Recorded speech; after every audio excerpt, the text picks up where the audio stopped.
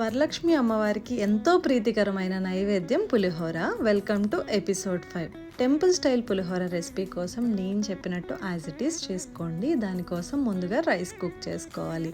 1 glass రైస్కి 2 గ్లాసులు water add చేసుకుని కుక్ చేసుకోవాలి. ఇప్పుడు మిక్సర్ జార్లో మెంతులు, ఆవాలు, ఎండుమిర్చి, అల్లం యాడ్ చేసుకుని పేస్ట్ చేసుకుని పక్కన పెట్టుకోవాలి. చింతపండు పేస్ట్ కోసం పెద్ద నిమ్మకాయ సైజ్ అంత చింతపండుని కాస్త గోరువెచ్చని నీటిలో నానబెట్టుకుని గ్రైండ్ చేసుకోవాలి. కడాయిలో ఆయిల్ హీట్ చేసుకుని గ్రైండ్ చేసుకున్న చింతపండు పేస్ట్ యాడ్ చేసి చింతపండు పేస్ట్ ఉడికేటప్పుడు కాస్త పసుపు, బెల్లం, పచ్చిమిర్చి యాడ్ చేసుకుని ఆయిల్ పైకి తేలి చిక్కపడేంత వరకు కుక్ చేసుకోవాలి.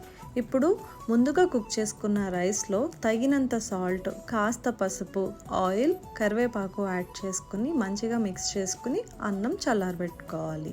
ఇప్పుడు తాలింపు కోసం ఆయిల్ హీట్ చేసుకుని స్క్రీన్ పైన మెన్షన్ చేసిన ఇంగ్రీడియంట్స్ అన్నీ యాడ్ చేసుకుని మంచిగా ఫ్రై అయిన తర్వాత ముందుగా ప్రిపేర్ చేసుకున్న ఆవు పిండి, అలానే చింతపండు పేస్ట్ కూడా యాడ్ చేసి 2 నిమిషాలు ఫ్రై చేసుకోవాలి. ఇలా ప్రిపేర్ చేసుకున్న పేస్ట్ని రైస్లో కలుపుకుంటే పులిహోర రెడీ అయిపోతుంది.